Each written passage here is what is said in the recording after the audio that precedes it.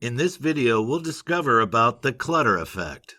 These days, we've all become more used to living with a lot of things in our lives.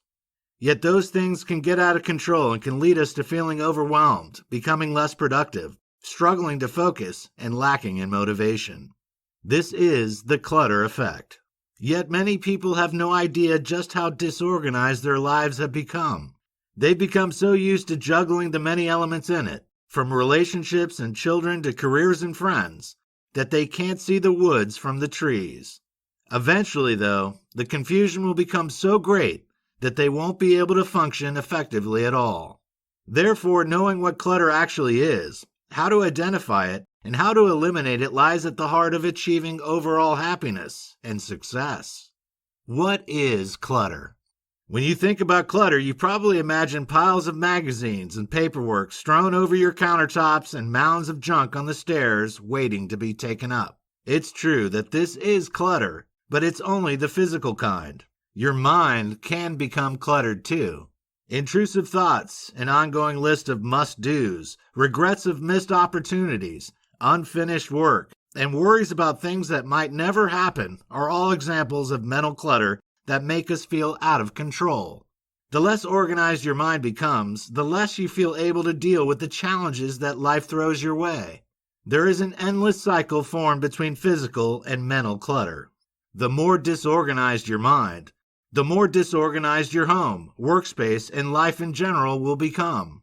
Meanwhile, if you're living and working in a cluttered environment, it's inevitable that your mind will become cluttered and disorganized too. The vicious circle leads to ongoing problems as you lack the ability to break the chain, get rid of the mess, and take your life back. Which areas of your life does clutter affect? As we've already pointed out, clutter affects both your environment and your emotional and mental well-being. Both types of clutter can have a major impact on various areas of your life. The first obvious area that can feel the impact is your home. Mess can begin to build up as tasks get left undone. Soon a pile of magazines has grown on the coffee table. A stack of shoes is thrown in the corner in the front porch, and clothes are piled up on the bedroom chairs. The more messy and more disorganized your home becomes, the harder it is to get motivated to sort it out, and the more negative the mental and emotional impact becomes of living in such an environment. The second key area that is badly affected is the workplace. A lack of organization in the office leads to all kinds of issues. Low productivity, an unprofessional first impression for visitors or clients, and poor morale are just some of the problems that arise from a disorganized working environment. Again, once the office has become cluttered, it becomes more difficult to take action to organize it. As the mess mounts up, the worse the associated problems become. The third area that feels the impact of clutter is your personal relationships. This is something that can often be overlooked when considering the effect of disorganization on your life. A messy home puts a strain on your family life and can lead to serious tensions with your partner, children, or other loved ones. A disorganized workplace can make working relationships with colleagues, employees, or managers more challenging and can lead to disagreements that cause long-term problems in your career. Not only that, but clutter in friendships can lead to toxicity, further stress, and even more obligations that need to fit into your already overloaded schedule.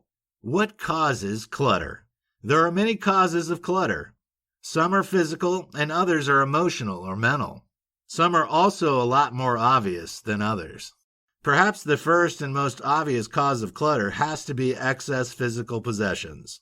Most of us are guilty of accumulating items simply because we can't bear to get rid of them, even if we don't really want or need them. There are gifts that we receive for birthdays and holidays, souvenirs from vacations gone by. Odds and ends have piled up over the years that should really have gone in the trash, but which have, inexplicably, been put in a drawer or on a shelf for later and allowed to remain there. The trouble with this type of clutter is that it builds up slowly over time, so you don't really realize how much it has gotten out of hand until one day you look around and see the extent of the problem. The second cause of clutter is having excessive commitments in your schedule. We've already mentioned how busy modern lives have become. Whereas in the past, lives were much simpler. People went to work, came home, spent time with their family or their friends, and then went to bed ready to do it all again the next day. These days, there is so much more to consider. Careers have, in many cases, become considerably more high-pressured, with the expectations placed on workers at all levels much higher than ever before. Family lives are also more complex than ever before, with many people having divided or blended families. Struggling to fit in contact with children, dealing with stepchildren, or having to handle an ex-partner along with a current one can all increase the pressures on everyday living. Then, of course, there are all the other elements that weigh on our minds. An endless stream of social media and 24/7 access to news can easily lead to us becoming overwhelmed with negativity. Meanwhile, we feel the pressure to make the most of our limited leisure time by caving into the demands from friends, colleagues, and family members to attend different events and participate in various activities.